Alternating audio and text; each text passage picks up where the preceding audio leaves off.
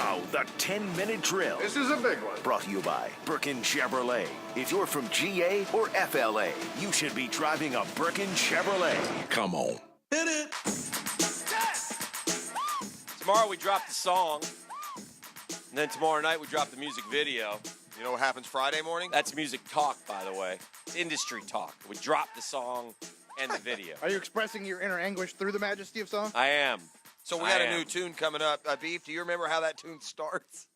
I don't remember the tune. I do remember how it starts. Yes. I was reminded. You haven't heard the tune yet. About 38 times one morning how the tune starts. No, I like to experience them live with the audience the first time. I don't like to go hear them in the studio. Bruce Dickinson invites me back there, but we end up usually just drinking some brandy. And there's your hint. There you go. Oh, so that's your hint. teaser. Yeah, so we got that. And then, so that's tomorrow. And then Friday morning will be fun because Friday morning I'm bringing in a big Gatorade cooler full of ice and water.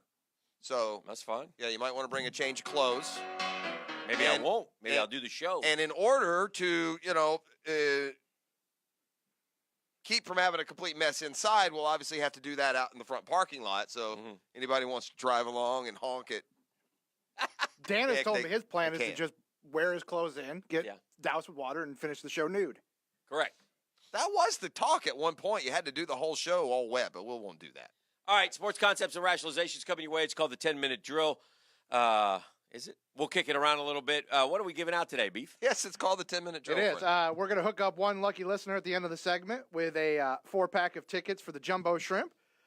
Free airport parking from usapark.net. That will be exciting. Dame Lillard. 4 tickets to Guns N' Roses. Throw that on there. Boom, bonus. Dame Lillard put himself on the national screen in this series. Look, he's been a very good basketball player, but he plays in Portland. He's not that well known. But he outplayed Russell Westbrook in this one, and he deserves all that goes his way. You asked me earlier in the week, I think, or last week, would I rather have Damian Lillard than Russell Westbrook? And I think I answered no, and now I will unequivocally, without a doubt, answer yes. Yeah. To me, as much as this is about Damian Lillard and him taking those Portland Trailblazers into round 2, it's more about this spectacular fraud that is Russell Westbrook. He is cheaping the triple-double down to meaninglessness. Yes. And, I mean, it's true. How else do you explain it? Your man, Russell Westbrook, by the way, who rocked the baby this series, you're a jackass, Russ. Go away. That didn't go well, and the Thunder for the third straight year are one and done, and that doesn't bode well for our friend Billy Donovan. I wonder what happens there. I guess the words are keeping everything together. Yeah. The early word. But this sums up the fraud that Russell Westbrook is and the terrible teammate. And I wish for, everything, Paul George would get away from him. He's going to ruin him. But at the end of the game last night, Dan, the game is tied with about 10 seconds to go. Russell Westbrook, as he's prone to do, has gobbled up the basketball at the top of the key and is bouncing it around, aimlessly. And at that time of the game, Russell Westbrook was 11 for 30 on the night, and Paul George was 14 for 20 on the night. Does he work the ball to Paul George? Of course he doesn't.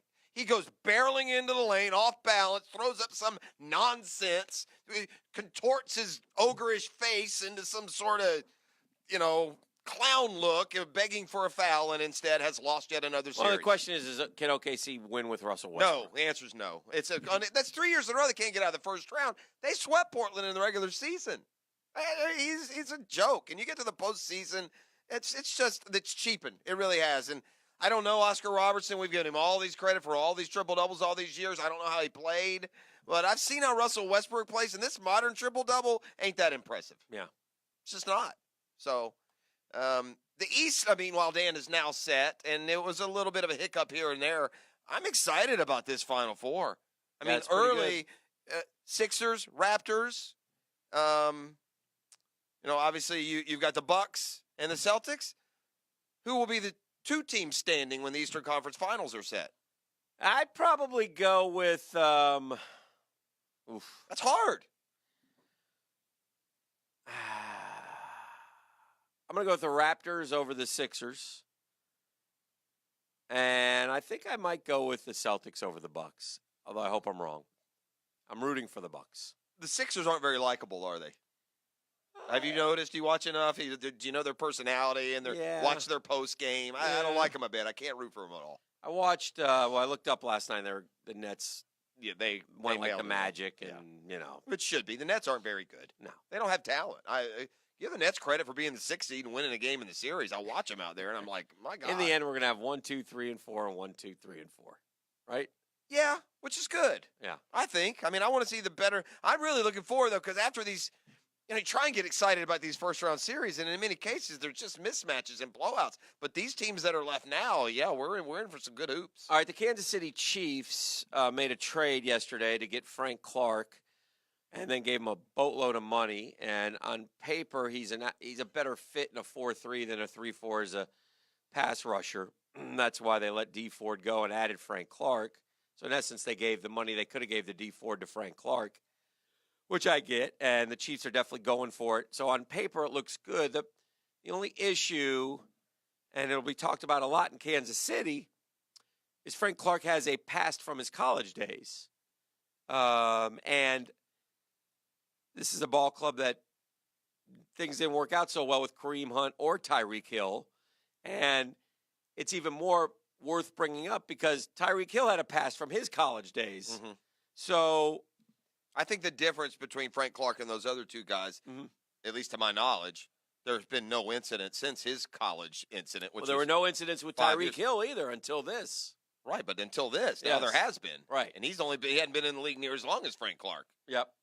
Look, Frank Clark went through that scrutiny when he came into the league. Mm-hmm. He paid a price for it. Yep. And so no, I don't think it's fair. I don't think it's an extra risk. I think the Chiefs.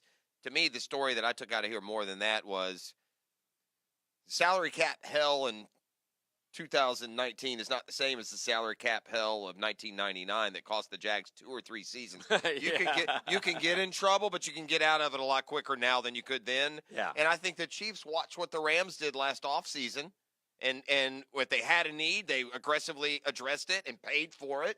Well, they both have quarterbacks. Chiefs kind of did that this year. They both have quarterbacks under rookie contracts, so they're able to spend their money elsewhere. Seattle just paid Russell Wilson, so they had to make some difficult decisions, and it was like Bobby Wagner still hasn't gotten paid either, so they opted to get a first-round pick, hopefully find their guy that way and see what they can do. So it's, different ways to win. Yeah, and in the NFL. One team willing to pay the big money to have that position, and in fairness, the Chiefs probably feel like they're just a play away. Their defense was not good last year, but they did rush the passer well. They had a lot of good defensive players for being a bad defense last year. Yeah, no, you're not kidding. Or maybe they just were all towards the end of their careers. I don't know, but way too many names for them to be the worst defense in the NFL. I was surprised when I logged on for the first time this morning, and I saw as one of the top headlines on ESPN, Fisher plans to stay at A&M after AD's departure. Do you think there really was any concern on Texas A&M's part? I understand the AD that brought him from FSU to Texas A&M has now gone to LSU, where there's always been Jimbo Fisher rumors. But, after 1 year, is it necessary to make that statement? No, I would suggest it's more of a concern for the guy at LSU than the guy at A&M. In what way? In other words, they would have hoped that he could get Jimbo? No. In other words, the new AD at LSU should cause Ed Orgeron some worry because that's not the guy who hired him. And Eddie O has always been kind of, to me, and we'll see how he does, but ultimately you got to win at LSU like you got to win. You're expected to win at LSU like you're expected to win at Florida or Georgia or wherever. Alabama or Auburn or Texas A&M. So that's the concern for me because Eddie Orgeron, to me, despite his successes, and he's done better than I thought he would, is always going to be fighting the, assistant coach, meathead type stigma as being the head coach. With his first year in the books at 9-4, and I don't recall exactly what I think you thought, I think your statement when he went there is that Texas A&M with Jimbo would win a West. Yes. I'm big on Jimbo at Texas A&M. Correct. You feel any better or worse after the 9-4? You're pretty much in the same boat. I'm where I think they should be. Yeah. I think he did a little bit better than people thought. I think so too. And I think they finished strong. And I think he's gonna. They battle. They probably played Clemson as well as anybody last year. They kind of came back though. It was a little misleading the score, right? I mean, didn't they fall behind 17 and then make a run at them late? Yeah. But even still, yeah, it was, I think, 26-24, something like that at the end. Sounds right. This year they'll play. They go Week to 2, yeah. Clemson. I think Jimbo's a good. I'm not near. I don't think. I don't. Man, I don't know. I don't appreciate the Texas A&M program to be good enough to be. To me, this is Steve Spurrier going to South Carolina. I think the challenge I think Steve Spurrier had an easier road at South Carolina than Jimbo Fisher has at Texas A&M, and I think Steve Spurrier's a better coach. So it's going to be hard. They draw South Carolina and Georgia, a trip to Athens. Yeah, that's a tough. They have a brutal East. schedule. He can maybe play just as good as a year ago and have a 7-5 year. We haven't even gotten into LSU, Auburn, Alabama. The teams are going to have to play every year. Well, speaking of schedules, Jeff, do you know who has the worst schedule in the SEC? The toughest schedule in the SEC? I would say Texas A&M. You're wrong. Yeah. Well, I'm going to call whoever has listed one as tougher and quibble. You're going to quibble? Yeah, I don't know. What if I told you? I haven't looked yet. What if I told you? Uh-huh. Doing a 30 for 30 on this one. What if I told you were going to Texas A&M and Alabama as your West teams? Is this Auburn? Nope. Oh, no, from the East they're doing. Yeah. Oh, is it Tennessee? Nope. And you also. Georgia? Nope. You also have to play Clemson. Auburn? No. No, South Carolina. Oh, well, I don't care. I'm just telling you. I got you. That's who Yeah. they got. South Carolina is run by a circus show. Who cares? They may as well just take a big top with them wherever they go. And I mean, South Carolina now. Congratulations, South Carolina. You had your 1 year where you won. What I'm telling you is, like Texas A&M, they're playing the top 3 teams in the country. No, I hear you. That's tough. Yeah. But this just in. Thrill's going to win 7 every year. He's never going to go any better than that. He's the problem with Muschamp is, and I've completely forgiven him for killing the Florida program, is that he goes backwards. I mean, he comes in, he does okay, and then he has a good second year, and then he gets progressively worse. And that will also happen at South Carolina, where the recruits will stop coming. Why would you go to South Carolina when you go to Clemson? Why would you go to South Carolina when you go to Georgia? Really hurt South Carolina that Georgia and Clemson are at the top of their game right now, because that's who they compete with more than anyone when it comes to recruiting. So 12-12 in the SEC so far at South Carolina, 17-15 in the SEC at Florida for Will Muschamp. Well, yeah. Including a 7-1 record 1 year. Oof. Ouchie. All right, that's the 10-minute drill. We got a lot more sports to get to as we motor along this morning. Yes, also got trending, also got brunch with the tour. I need a number right now. And we're going to give caller number 5 huge prize pack, Beef. That includes, I think, 3 items. 3 items, a 4-pack of tickets to see the Jumbo Shrimp, a 4-pack of tickets for Guns N' Hoses Saturday night at the arena, and some free airport parking from our friends at usapark.net. Call number 5641.